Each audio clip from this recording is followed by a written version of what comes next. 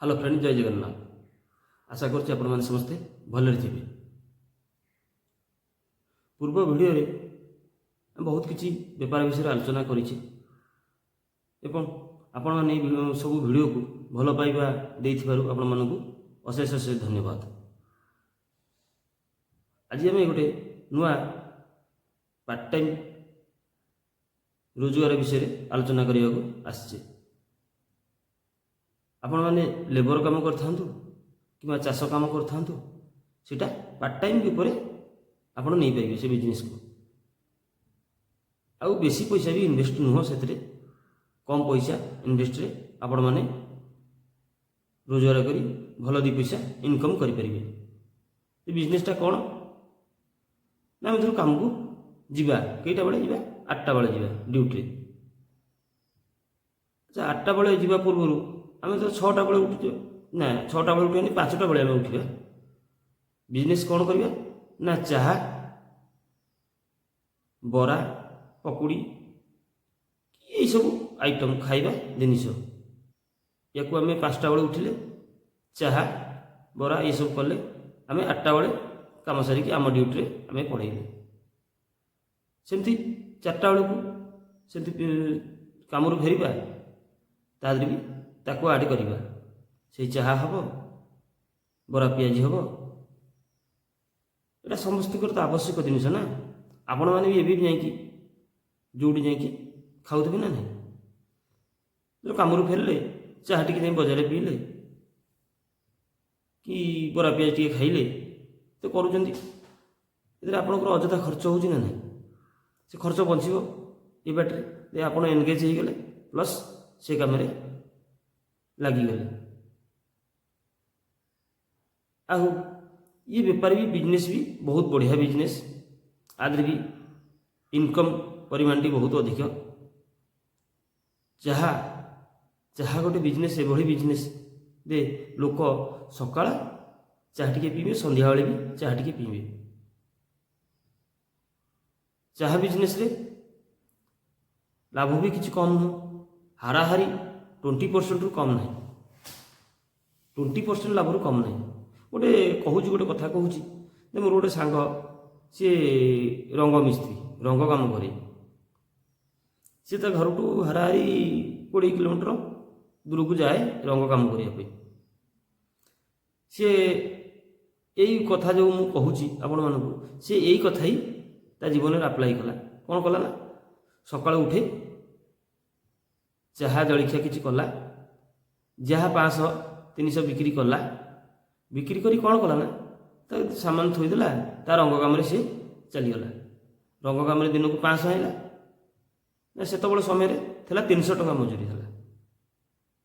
300 आईला plus situ आसिक पुणी 4टा बेले खोलिला दुकान कला, पुणी दुकान बेपार तार है चाहा बरा कि साइड रहा बिस्कुट, ये तो लोक नित्य जिनिस ना। खाइबा जिनिस कौन बेसी अधिक लाभ ना। आपण मैंने कहीं करें बिजनेस करूँ ना, आप चेष्टा कले तो सफल हे ना, लक्षपति केमी थे। मोर कहवा उद्देश्य बिजनेस करूँ, बिजनेस कले ही सफल हे। आज न होती काली हे सफल, आज बेपार न चलती काली बेपार चलो, किंतु कंटिन्यूस से जिनसा करवा दरकार। आपण मानकर विश्वास भरोसा तारी पर रहा दरकार ना, मु बिजनेस करी दिने सफल हे। आपण देखी लुडो खेल बेले जमती दाना आमर दरकार आवश्यक से अनुसार खेल से पड़े, ताश खेलला बेले से अनुसार भी खेल पड़े। तो आम जीवनटा भी सैया, आम जहाँ चाहिए जिते जहाँ भाविबा से जिनिस से अनुसार जीव। आमको प्रथम सकारात्मक भाव आमको सब चिंता करने को पड़ो, ये बिजनेसटा केमिति हो। बिजनेस नकले आपण आगू बढ़े केमिति, खाली लेबर काम कि चाषबास कम आपण मैंने आगू बढ़ी पारे। तेणुक बिजनेस करने आपण मैंने सब सजग रुहतु, केमिति बिजनेस आपण मैंने करेंगे, आगू केमिति भलरे चलिए। यदि चाहा बिकुवा लोक जड़े देशर प्रधानमंत्री हो पाला, आम मैंने कहीं बिजनेस करी मनीष हो पारे। କାହିଁକିନା ଚାହା ଦୋକାନ ଏଭଳି ଗୋଟେ ଦୋକାନ ଯେଉଁଠିକି ବହୁତ ଭଲ ଭଲ ଲୋକ ଆସି ପହଞ୍ଚନ୍ତି ଚାହା ପିଇବା ପାଇଁ ଏବଂ ତାଙ୍କ କତରୁ ଆପଣମାନେ ବି ବିଭିନ୍ନ ପ୍ରକାର ବିଜନେସ୍ ଆଇଡ଼ିଆ ଶିଖିପାରିବେ ଯେ କେଉଁଥିରୁ ବେଶୀ ରୋଜଗାର ହୋଇପାରିବ। ତେଣୁ ଆପଣମାନେ କହିବେ କରିପାରିବେନି କାହିଁ। ଆଉ ମୋ କଥା ଯଦି ବିଶ୍ୱାସ ନ ହେଉଛି ଆପଣମାନଙ୍କର ତାହେଲେ ଗୋଟେ କାମ କରନ୍ତୁ, ନିଜ ଘରେ କ୍ଷୀର 5 ଆଣିକି ଚା କରିକି ଦେଖନ୍ତୁ ଏବଂ ଚାହା ଗ୍ଲାସ୍ ଯେଉଁ ହିସାବରେ ବର୍ତ୍ତମାନ ଆସୁଛି ତାକୁ ମାପିକି ଦେଖନ୍ତୁ ଆପଣଙ୍କର କେତେ ଖର୍ଚ୍ଚ ହେଲା ଏବଂ କେତେ ଲାଭ ହେଲା। ଆପଣ ସେଇଥିରୁ ଅନୁମାନ କରିପାରିବେ କେତେ ପଇସା ଆପଣ 1000 ଟଙ୍କା ବିକିଲେ, 1000 ଟଙ୍କାର ଚା ବିକିଲେ କେତେ ପଇସା ଆପଣଙ୍କର ଲାଭ ହେବ। ଏବଂ ଯେଉଁ ବରା ପିଆଜି କଥା କହିଲି ଘରେ ଆଣି କରାନ୍ତୁ, ଘରେ କରିଲେ ଆପଣମାନେ ଜାଣିପାରିବେ କେତେ ପଇସା ଲାଭ ହେଉଛି। ଆପଣ ସେ 100 ଟଙ୍କାର ଜିନିଷ ଆଣିକି ଘରେ ଟ୍ରାଏ କରନ୍ତୁ କେତେ ପଇସା ଆପଣମାନଙ୍କର ରୋଜଗାର ହେବ ଆପଣମାନେ ଦେଖିପାରିବେ। ସେଇଟା ଘରେ ରାତିରେ ଖାଇବାକୁ ହେବ କି ସକାଳ ବେଳା କରନ୍ତୁ ଖାଇବାକୁ ହେବ, ପ୍ଲସ୍ ସେଥିରୁ ହିସାବ କରିପାରିବେ ଆପଣ କେତେ ପଇସା ଗୋଟେ ଦିନରେ ରୋଜଗାର କରିପାରିବେ। 1000 ଟଙ୍କା ବିକିଲେ କେତେ ପଇସା ରୋଜଗାର କରିବେ। ବରା ପିଆଜି ଦୋକାନରେ ତ ହାରାହାରି 30% ଉପରୁ ଲାଭ। ଆପଣ ଯଦି 1000 ଟଙ୍କାର ବରା ପିଆଜି ବିକୁଛନ୍ତି ତାହେଲେ ଟଙ୍କା 300 କୁଆଡ଼େ ନଯାଏ, ଟଙ୍କା 300 ଥୟ। ଚା 1000 ଟଙ୍କା ବିକିଦେଲେ ଟଙ୍କା 300 ଥୟ, 500 ଟଙ୍କା ତ ଆପଣ ଏପଟେ ମିଳିଗଲା। ମାନେ ସକାଳ ବେଳା ସନ୍ଧ୍ୟାବେଳେ ଯଦି ଆପଣ ଚାହା ଏବଂ ବରା ପିଆଜି କି ବିସ୍କୁଟ୍ ତା ସାଙ୍ଗରେ କରୁଛନ୍ତି ତାହେଲେ ଆପଣ ଟଙ୍କା 500 ସେପଟେ ଦିନକୁ ପର୍ ଡେ ରୋଜଗାର କରିପାରିବେ। ତାହେଲେ ବାହାରକୁ ଆମେ କାହିଁ ଯିବା, ବାହାରକୁ କିଛି ଯିବା ଆବଶ୍ୟକତା ନାହିଁ। ଆମେ ଏଇଠି ବିଜନେସ୍ କରିପାରିବା, ଏଇଠି ଆମେ ମଣିଷ ହୋଇପାରିବା, ଆମ ଘର ଦ୍ୱାରା ଦେଖିବା, ପିଲାଛୁଆ ଦେଖିବା, ସବୁ ଏଇଠି କରିପାରିବା। ତେଣୁ ବାହାରକୁ କିଛି ଯିବା ଆବଶ୍ୟକ ଆମର ନାହିଁ। ଯେଉଁ ଭାଇମାନେ ବେପାର ଭାବୁଛନ୍ତି ନାଇଁ ବେପାର କଲେ କ'ଣ ଲାଭ ହେବ, ଲସ୍ ହେବ, କିଛି ଲସ୍ ହେବନି। ଆପଣମାନେ ଥରେ ଚେଷ୍ଟା କରନ୍ତୁ ନା, ଚେଷ୍ଟା କଲେ ହିଁ ସଫଳତା ମିଳିବ ନା। ଆପଣ ଚେଷ୍ଟା ଯଦି ନ କରିବେ ସଫଳତା କେମିତି ପାଇବେ। ତୁ ଯେତେ ଦେଖୁଛନ୍ତି ଆପଣ ଦେଖୁଛନ୍ତି କେଉଁମାନେ କେବେ ଚାକିରି କରି ବଡ଼ ଲୋକ ହେବାର, ସବୁ ବିଜନେସ୍ ବାଲା ହିଁ ବଡ଼ ବଡ଼ ଗାଡ଼ି ଚଢ଼ୁଛନ୍ତି, ସବୁଆଡ଼େ ବୁଲିବାକୁ ଯାଉଛନ୍ତି, ସବୁ ବିଜନେସ୍ ବାଲା।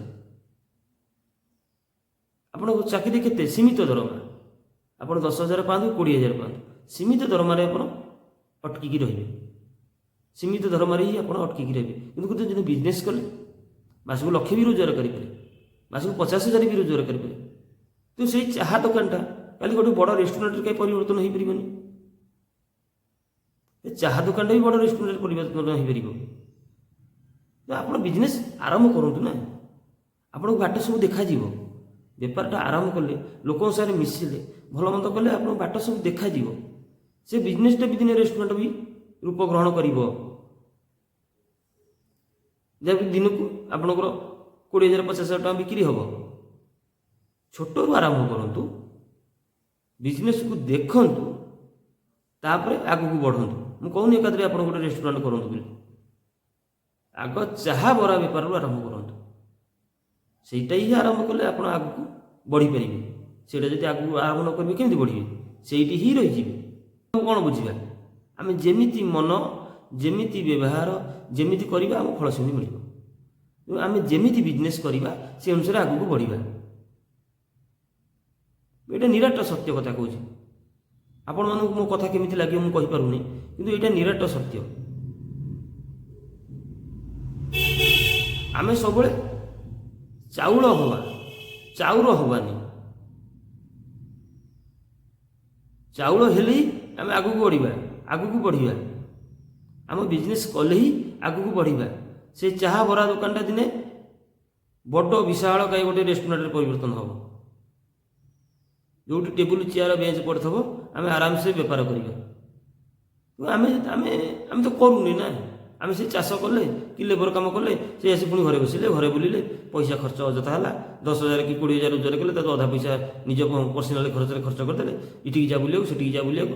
ଟଙ୍କାଟାର ମୂଲ୍ୟ ଯଦି ଆମେ ବୁଝି ନ ପାରିବା ଆମେ କ'ଣ କରିବା। ପ୍ରକୃତ ଯିଏ ଧନ ରଖିବାକୁ ଚାହିଁବ ସେ ଗୋଟାଏ ଟଙ୍କାର ମୂଲ୍ୟ ବୁଝିବା ଆଗ ଦରକାର। ଆମର ଟଙ୍କାଟା ନଥିଲେ କିଏ ଚକୋଲେଟ୍ ଗୋଟେ ଦେବ କି, ଟଙ୍କାଟା ନଥିଲେ କିଏ ଚକୋଲେଟ୍ ଦେବ କି।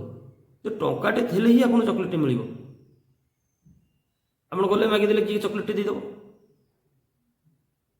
ସେ ଟଙ୍କାଟା ଆମେ କେମିତି ରହିବ? ଏଠି ଟଙ୍କାଟାକୁ ଆମେ ଟଙ୍କାର ଗୋଟେ ଟଙ୍କା ମିଶି 100 ଟଙ୍କା ହେବ। ସେ ଟଙ୍କାଟାର ଆମ ମହତ୍ତ୍ୱ ବୁଝିବାକୁ ପଡ଼ିବ। ତେଣୁ ମୋର ଆପଣମାନଙ୍କୁ ଏତିକି ରିକ୍ୱେଷ୍ଟ ଯେ ଆପଣମାନେ ବିଜନେସ୍କୁ ଆଗକୁ ଯାଆନ୍ତୁ, ବିଜନେସ୍ କରନ୍ତୁ, ବଡ଼ ମଣିଷ ହୁଅନ୍ତୁ, ଭଲରେ ରୁହନ୍ତୁ ଏବଂ ଟଙ୍କା କାହାକୁ କୁହନ୍ତି ପ୍ରଥମ କଥା ଚିହ୍ନନ୍ତୁ। ମୋର କହିବା କଥା ଟଙ୍କାଟାର ମୂଲ୍ୟ କେତେ ଆପଣ ସେଇଟାକୁ ବୁଝନ୍ତୁ, ସେଇଟାକୁ ଜାଣନ୍ତୁ। ନାଇଁ ପ୍ରକୃତ ମୁଁ ପଇସା କିଛି ରୋଜଗାର କରି ମୋ ପରିବାର ଚଳେଇବି, କି ଘର ଦ୍ୱାର କରିବି, କି ପିଲା ଛୁଆଙ୍କୁ ମଣିଷ କରିବି, ଭଲ ସ୍କୁଲରେ ପାଠ ପଢ଼େଇବି, ଇଏ ସବୁ କରିପାରିବି। ଆଉ ଆପଣମାନେ ଯଦି ଖାଲି ସେ ଲେବର କାମ କିମ୍ବା କୌଣସି ଚାଷ କାମ ଖାଲି କରି ମଣିଷ ହେଇପାରିବେନି। ଆପଣମାନେ ତାକୁ ଟ୍ରାଏ କରନ୍ତୁ, ଘରେ ଆପ୍ଲାଏ କରନ୍ତୁ, ତାପରେ ବାହାରକୁ ଯାଆନ୍ତୁ। ଘରେ ଆପ୍ଲାଏ କରିକି ଦେଖନ୍ତୁ ରୋଜଗାର କେତେ ହେଉଛି। ଯଦି ଏଥିରେ ରୋଜଗାର କମ୍ ହେଲା ମୋତେ କହିବେ, କମେଣ୍ଟ କରିବେ, କହିବେ ମୋତେ। ସେଥିପାଇଁ ଆପଣଙ୍କର ଅଲଗା ନିଶ୍ଚିତ ଭାବରେ ଉପାୟ ବାହାର କରିବେ। ଯଦି ଆପଣମାନଙ୍କୁ এই ଭିଡ଼ିଓଟି ଭଲ ଲାଗିଛି ତାହେଲେ ଭିଡ଼ିଓକୁ ଲାଇକ୍, ସବସ୍କ୍ରାଇବ୍ ଏବଂ କମେଣ୍ଟ କରିବାକୁ କେବେ ଭୁଲିବେନି। ଆଉ ଖାସ୍ କରି ଚ୍ୟାନେଲକୁ ସବସ୍କ୍ରାଇବ୍ କରିବାକୁ ଆପଣମାନଙ୍କୁ ଅନୁରୋଧ। ଆଶା କରୁଛି ଆପଣମାନେ ସମସ୍ତେ ଭଲ ରହିବେ। ଜୟ ଜଗନ୍ନାଥ।